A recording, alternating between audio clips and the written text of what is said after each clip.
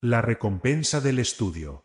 Un joven ambicioso se fue lejos de su familia y de su tierra natal a estudiar a un lejano país en el extranjero. Durante 7 años se aplicó con la máxima diligencia y disciplina a fin de aprender el arte y la ciencia de la fisonomía, esto es, la habilidad de detectar la personalidad y el carácter a través de los rasgos faciales. Se graduó con las máximas calificaciones y emprendió el largo viaje de vuelta a su hogar. Durante el camino no desaprovechó la menor oportunidad de comprobar su capacidad de adivinar la personalidad de los demás a través de sus rasgos. Mientras atravesaba un valle inhóspito y de grandes dimensiones, en el que había poco que comer o donde resguardarse, el estudiante se tropezó con un hombre cuyo rostro llevaba grabadas las peores de todas las pasiones. En los rasgos correosos de la cara de aquel hombre el estudiante creyó adivinar la codicia, la gula, la lujuria, la envidia, la ira, la avaricia y las más perversas intenciones. Pero cuando el hombre se acercó al estudiante, su rostro esbozó una amplia sonrisa y con una voz cálida, amable y suave invitó al estudiante a quedarse en su casa a fin de reponer fuerzas. «Es una casa muy sencilla», dijo el hombre, «pero serás bienvenido y podrás recuperarte de los rigores del viaje. Descansa y siéntete como en tu propia casa. Lo mío es como si fuese tuyo. Considérate mi invitado. No sigas viajando esta noche pues la aldea más próxima está muy lejos». El estudiante se sintió enormemente confundido. Le entró el temor de que todos sus estudios no le hubieran servido de nada, de que 7 años de rigurosa disciplina no tuviesen finalmente más valor que el aire embotellado. Así pues, para poner a prueba sus dudas y sus temores, el estudiante aceptó la invitación. Tal era el deseo de aquel hombre de agasajar a su huésped sin escatimar nada, que el estudiante no encontraba la forma de marcharse. El hombre le obsequió con todo tipo de platos suntuosos y sabrosos y demás exquisiteces. Le dio a beber los más dulces néctares aromáticos y los tés e infusiones más fragantes. Finalmente, pasados algunos días, el estudiante se decidió a marcharse. Pero cuando se preparaba para montarse en la silla de su caballo, el hombre se presentó con un sobre. «Aquí tiene su cuenta, señor». El estudiante se quedó desconcertado. «¿La cuenta? ¿De qué me estás hablando?». Toda la simpatía desapareció del rostro del anfitrión tan rápidamente como la nieve al sol. Sacó un cuchillo horrible de su cinturón y apuntó con él a la cara del estudiante. Sus rasgos recuperaron el aspecto malévolo que el estudiante había podido advertir la primera vez. «Págame de una vez, tacaño asqueroso. ¿Con qué querías salir disparado? ¿Verdad? ¿Te creías que podías largarte sin pagar? ¿Eh? ¿Te piensas que soy millonario y que iba a darte de balde los mejores productos de la región? El típico estudiante gorrón». El estudiante, a quien este virulento ataque le había cogido totalmente por sorpresa y parecía estar hipnotizado por la daga apuntándole a la garganta, salió repentinamente de su inercia. Abrió el sobre y leyó la cuenta en la que figuraba todo lo que había consumido y lo que no unas 200 veces de más. La deuda ascendía a una cifra pasmosa, muchísimo más de lo que el estudiante llevaba consigo. Pero con una amplia sonrisa y un movimiento decidido, el estudiante bajó del caballo y se lo dio a su antiguo anfitrión. Se quitó su elegante sombrero y su capa de viaje y también se los entregó. Y marchando alegremente a cada paso, el estudiante emprendió nuevamente su viaje, celebrando todo el tiempo que, después de todo, sus 7 años de educación no habían sido desperdiciados. Fuente primaria, Nosrat Peseskian.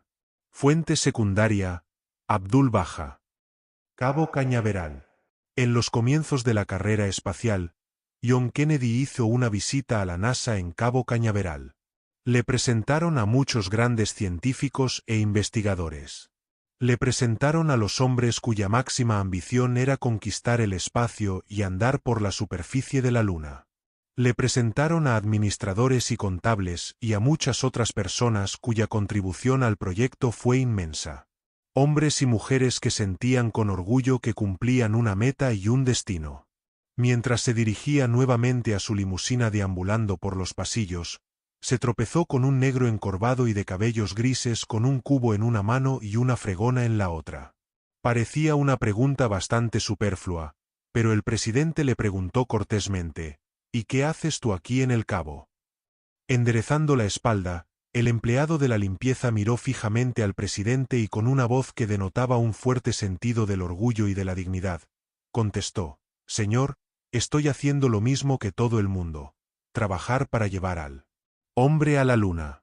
Eso es exactamente lo que estoy haciendo aquí». Fuente primaria, Judith de Lothier. Alimento para el pensamiento. Era media mañana. Sócrates había salido a dar un paseo por las afueras de la ciudad de Atenas. Y estaba descansando sentado en un mojón de la carretera a unos 8 kilómetros de la ciudad. A la derecha, a sus pies, había un pequeño petate. Y estaba pensando si abrirlo ya o dejarlo para más tarde. En el petate llevaba su comida. La había hecho su mujer porque en aquellos tiempos las mujeres tenían por costumbre hacerle la comida a sus maridos. Su mente comenzó a divagar. Sabía exactamente lo que había dentro del petate. Era su comida preferida. Ensalada griega. Comenzó a repasar mentalmente los ingredientes.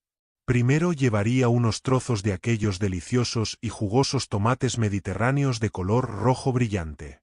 Y se imaginó mordiéndolos, con cuidado de no dejar que el jugo le salpicara la ropa. Después pensó en el sabor salado y picante de las olivas. Podía sentirlas deslizándose por su boca, redondas y lisas. Después le escupiría los huesos a los mosquitos. Se imaginó el fuerte sabor de las rodajas de cebolla roja picante y la refrescante suavidad del pepino. Saboreó sobre todo el recuerdo de la textura cremosa de los trozos de queso de oveja, salados y desmenuzándose dentro de su boca, todo ello bañado con el mejor aceite de oliva virgen prensado en frío de Ática. El solo hecho de pensar en ello le hacía la boca agua. Sintió la tentación de ponerse a comer antes de hora, pero justamente cuando se inclinaba para abrir el petate apareció un viajero a lo largo de la carretera y le gritó: «Saludos, buen hombre. ¿Puedes decirme si este es el camino para Atenas?». Sócrates le aseguró que así era. «Sigue todo recto. Es una ciudad bastante grande. No tiene pérdida». «Dime», dijo el viajero, «¿cómo son las gentes de Atenas?». «Bueno», dijo Sócrates, «dime de dónde vienes tú y cómo son las gentes de allí, y entonces te diré cómo son las gentes de Atenas». «Soy de Argos. Y estoy orgulloso y me alegro de decirte que las gentes de Argos son las más amables, felices y generosas que jamás puedas encontrarte. Y yo me alegro enormemente de decirte, amigo mío», dijo Sócrates, «que las gentes de Atenas son exactamente igual». El viajero prosiguió su camino y Sócrates continuó sentado en su mojón. La conversación le había hecho sentir ganas de celebrar la bondad y la humanidad del mundo. De modo que su mente se dirigió hacia el odre de vino que tenía a la izquierda, a sus pies. Se preguntaba si debería echarse un trago tan temprano. Pero el pensamiento de este refrescante vino de la región, su embriagadora mezcla de uvas y piñones, era sumamente tentador. Se imaginaba sosteniendo el odre con el brazo estirado y estrujándolo para extraer un largo y refrescante arco de ambrosía líquida en dirección a su garganta reseca, cuando apareció otro viajero a lo largo de la carretera. «Saludos, buen hombre. ¿Puedes decirme si este es el camino para Atenas?». Al igual que había hecho con el viajero anterior, Sócrates le aseguró que así era. «Sigue todo recto. Es una ciudad bastante grande. No tiene pérdida». «Dime», dijo el viajero, «¿cómo son las gentes de Atenas?». «Bueno», dijo Sócrates, «dime de dónde vienes tú y cómo son las gentes de allí, y entonces te diré cómo son las gentes de Atenas». «Soy de Argos», dijo el segundo viajero, «y me entristece y me desagrada decirte que las gentes de Argos son las más ruines, despreciables y menos amistosas que jamás puedas encontrarte. Y a mí me desagrada enormemente tener que decirte, Riqueza sabia. amigo mío», En YouTube. dijo Sócrates, «que las gentes de Atenas son exactamente igual». Fuente primaria, Mario Rimbolukri y Christine Frank, challenge to think, OP. Tutta la vita è fuori. En su libro Inteligencia Emocional, Daniel Goleman cita la historia de un caso sacado de la investigación del procesamiento visual de la información en los monos.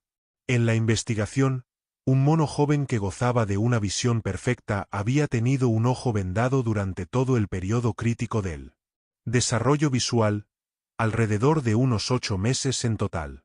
Los hallazgos de la investigación pusieron de manifiesto que, aunque el ojo que había sido vendado conservaba la visión, sin embargo no podía hacer las distinciones y discriminaciones finas de que si era capaz el otro ojo. El ojo que había sido previamente vendado no podía distinguir la velocidad, la distancia, los colores, las relaciones y demás variables con una habilidad comparable a la del ojo que no había sido vendado.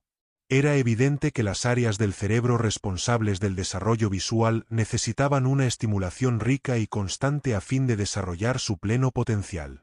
Lo mismo se puede decir indudablemente del desarrollo de los otros sentidos. Sin embargo, en algunas familias y en muchas escuelas de todo el mundo existe una marcada ausencia de estimulación sensorial rica y variada. Y el cerebro del niño tarda mucho más tiempo en alcanzar su pleno desarrollo que el de un mono, tratándose en este caso de años y no de meses. Hay una escuela en Ancona, en la costa oriental de Italia, donde di un curso de perfeccionamiento para maestros hace ya algunos años. Aparcamos el coche en el patio de la escuela y mientras entrábamos en la escuela por una enorme doble puerta de cristal yo estaba manteniendo una animada conversación con algunos colegas acerca de la estructura que le daríamos al curso. No me di cuenta de ello hasta que no estuve dentro del edificio. La monotonía de los colores produjo un efecto depresivo instantáneo sobre mí.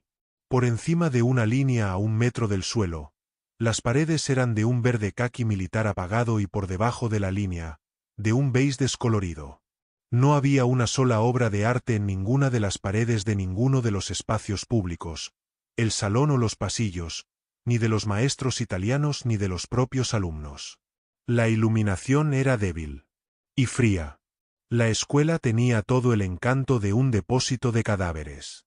Dentro de las clases, las cosas estaban por el estilo. Al margen de los horarios, había una marcada ausencia de cualquier estimulación visual en las paredes. Estaban desnudas. Era uno de los entornos más depresivos en los que haya trabajado jamás. Tuve que desplegar una cantidad enorme de energía para generar en mí mismo el entusiasmo y el compromiso necesarios para implicarme en el grupo. Y me pareció percibir igualmente una sensación lúgubre en ellos. Fue únicamente al abandonar el edificio a primeras horas de la tarde y atravesar la misma doble puerta de cristal por la que había entrado unas horas antes, cuando me di cuenta de la reacción que el ambiente del interior había provocado en los estudiantes. A ambos lados de la puerta los estudiantes habían atacado la superficie del asfalto con sus botes de spray. Habían hecho algunas pintadas muy bonitas a ambos lados de la entrada, coloristas, imaginativas y expresivas. Y justo en el centro de las pintadas de la izquierda figuraban las palabras en italiano: Tutta la vita è fuori. Toda la vida está fuera. Percepción. Estuve en la ciudad de la costa italiana durante casi una semana, trabajando durante todo el día y con la noche libre para hacer lo que quisiera. Desgraciadamente, era febrero. Afortunadamente, ello me dio ocasión de disfrutar de una de mis pasiones, la comida italiana. Desgraciadamente, era difícil encontrar un buen restaurante fuera de temporada. Afortunadamente, el último día alguien mencionó el restaurante Cibas. Ya desde fuera sabía que había hecho buena elección. Estaba lleno. Solo quedaba una mesa libre. Abrir la puerta fue como adentrarse en un mundo de placeres y sensaciones. Primero el exquisito olor del estofado de pescado, zup di pesce, la especialidad de la casa. Después el trepidante parloteo de los italianos Pasan. Doselo en grande. Y, por supuesto, los camareros con sus resplandecientes chalecos a rayas llevando en alto fuentes humeantes, sonriendo, gritándose unos a otros y comportándose como si hubiesen nacido para servir de una forma que parece exclusiva de los camareros italianos. Me senté en mi mesa y pedí. Al otro lado de mi pequeña mesa había una mesa mucho más grande ocupada por unos 12 hombres, 6 a cada lado. Tal vez fuesen parientes o compañeros de trabajo. En cualquier caso era evidente que celebraban algo y estaban enfrascados en su zup di peste. El hombre que tenía enfrente, pegado a la pared, llamó mi atención. Era feo. Tenía la cara hinchada y deformada, destrozada al parecer por las marcas de alguna enfermedad. Parecía un hombre elefante y era sin duda el hombre más feo que jamás había visto.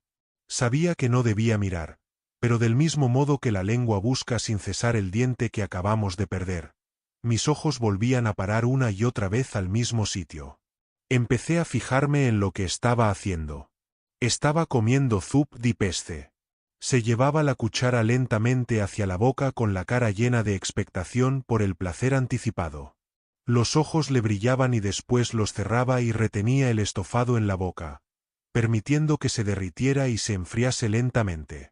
Tardaba minutos en saborear cada cucharada. Parecía sacar hasta el último jugo de cada bocado, como si estuviese probando una comida reservada únicamente a los dioses. Tomó de este modo unas 3 cucharadas y después dejó la cuchara. Luego alargó la mano y cogió un cigarrillo del paquete que tenía delante. Lo encendió con la misma deliberación con que se había comido el estofado y después procedió a inhalar cada bocanada hasta lo más profundo de su ser. Una sonrisa inundaba su rostro y un estremecimiento le recorría el cuerpo.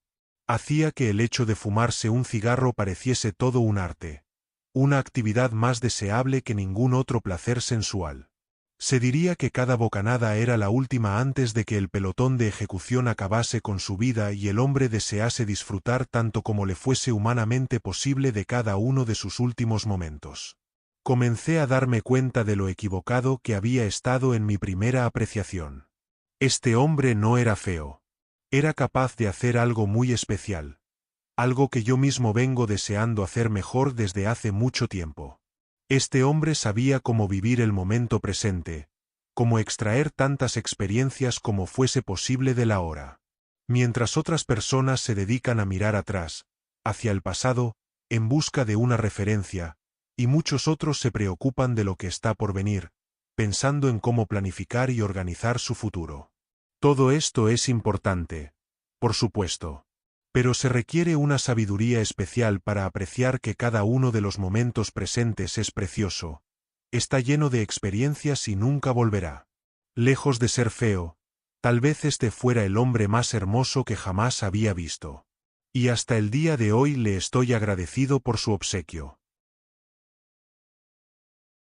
Te invito a suscribirte al canal Riqueza Sabia y no olvides activar la campanita para que no te pierdas nuestra siguiente entrega. ¡Nos vemos!